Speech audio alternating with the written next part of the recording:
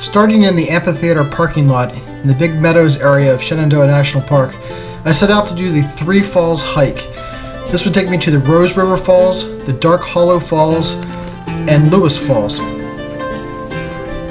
This would be a little over a 9-mile hike going clockwise, starting on the Appalachian Trail before joining up with the Rose River Trail and then onto the Dark Hollow Falls Trail.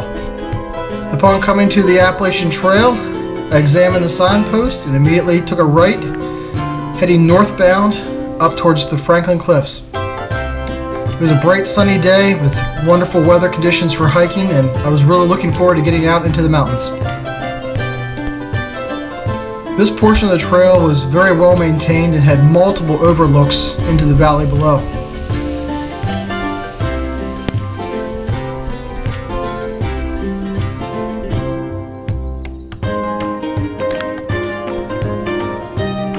The trail in this section was wide and well groomed, no doubt from lots of use for the nearby campsites.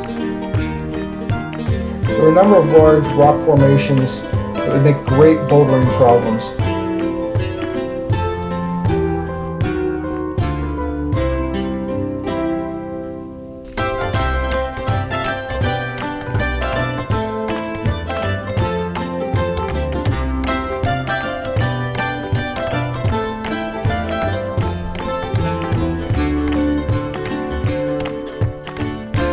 When I came to the Red Gate Fire Road, I took the time to film this signpost, but apparently I didn't actually read it, because if I had, I would have turned right here and headed over to the Rose River.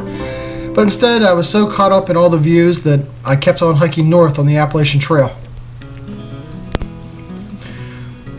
As I hiked north on the Appalachian Trail, I got into the Franklin Cliffs area with multiple overlooks, all of which seemed a little bit better than the last, which caused me to keep going and found myself multiple miles up the Appalachian Trail off course.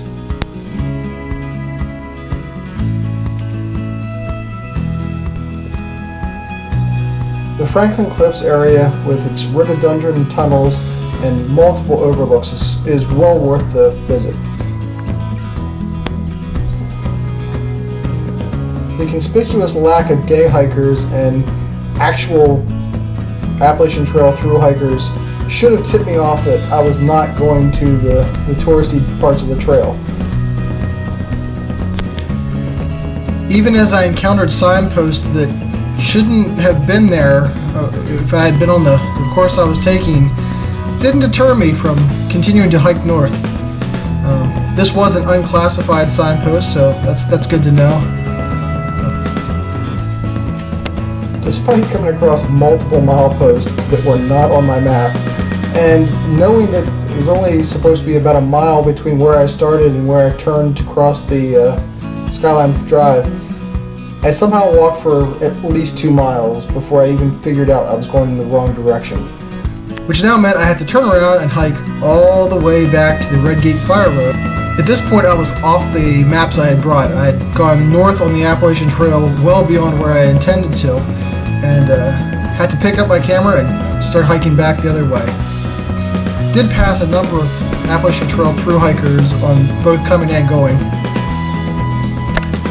I also got to view all the overlooks a second time, so it wasn't without its pleasures. I would highly recommend going this add-on portion. I had not originally planned to do it, but the overlooks, most of them are within the first mile, so you don't have to do the full 2-mile detour that I did to get a lot of the reward. Finally found my way back to the Red Gate Fire Road and across the Shenandoah Parkway. It's a pretty wide, easy trip down to the Rose River Falls. Combination of the horse trail and then the Rose River Loop Trail. The entire trail from Skyline Drive to Rose River Falls is a steep downhill descent. You can hear the falls from a good quarter, even a half mile away. This is the lookout from the top of the upper falls. There's a small cascade into a little pool before it goes over a larger fall. Very easy to access these rocks and climb around on them.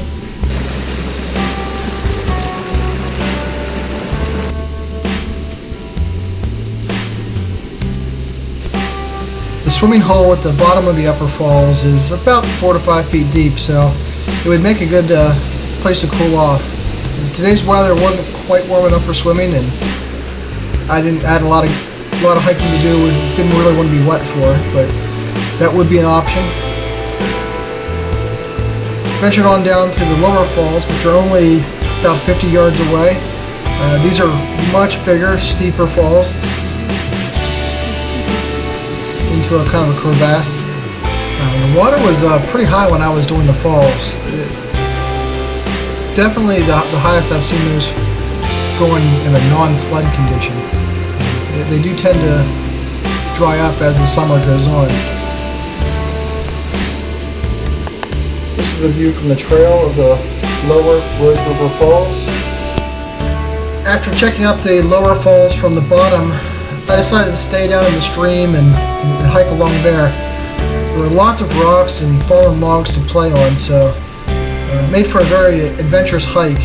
I'm completely off trail at this point, kind of playing in the stream and on the various rocks. After a while, I decided I should consult my map and make sure that the trail did follow the stream, or I guess this is technically the Rose River. It looks like a stream to me. Once I consulted the map, I realized that the trail and the river do diverge. The Rose River adjoins the Dark Hollow Falls, I guess the Dark Hollow River, and they head on down, whereas the trail starts to head back north. I ended up having to do a cross-country scramble, and it was very, very rocky and very, very thorny. So as fun as it was to hike along the stream and cross all the logs and play on the rocks, did not make getting back to the main trail any easier. So this portion of the trail, while very fun, is optional, and I'm not sure if I would necessarily recommend it to the average person. Not long after I got onto the main trail, I encountered my first black bear. He took off into the brush as soon as he saw me, and before I could get the camera pointed at him. Hey, Mr. Bear Bear. Hey, Mr. Bear Bear. For the entire hike up to the Dark Hollow Falls, you follow this beautiful cascading stream.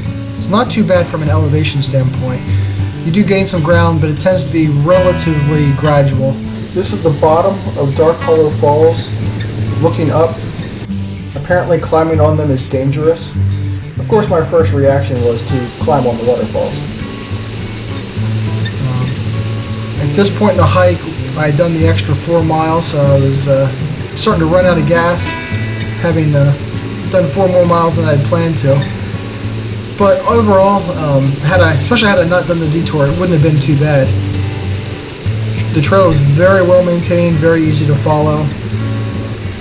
It's a pretty popular area, so I encountered a lot of people as I went. It's a very beautiful waterfall area. The trail is very, very close to the falls, so you can really get in there and get lots of good pictures.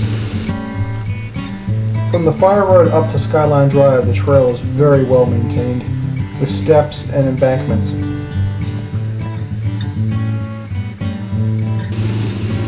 Looking up from the bottom of middle Dark Hollow Falls. And once again, climbing on the waterfalls to get this view from the top of the middle Dark Hollow Falls. Dark Hollow Falls had what I called 3 distinct falls areas. I came at it from the bottom, so starting with the lower falls, and there was a middle falls section, and then the upper falls section. They're relatively close together, so you can kind of see, definitely from the middle falls, you can see both the upper and the lower. This is the view from the bottom of the upper Dark Hollow Falls, the largest of the 3. And because signs and safety are for suckers, this is the view from the top of the upper Dark Hollow Falls. By the time I got back to the Skyline Drive, it was just too late in the day and I was too tired to make it all the way down to Lewis Falls. I cut across the nature trail to take me back to the amphitheater parking area, and then called it a day. Completing the circuit, I made my way past the air quality station on the Story of the Forest Trail, It could be looking for ET for all I know, but they claim it's a air quality station, so I'll take their word for it. Because of my detour up the Appalachian Trail, I was unable to complete the Lewis Falls portion of the circuit. I had to cut my trip short.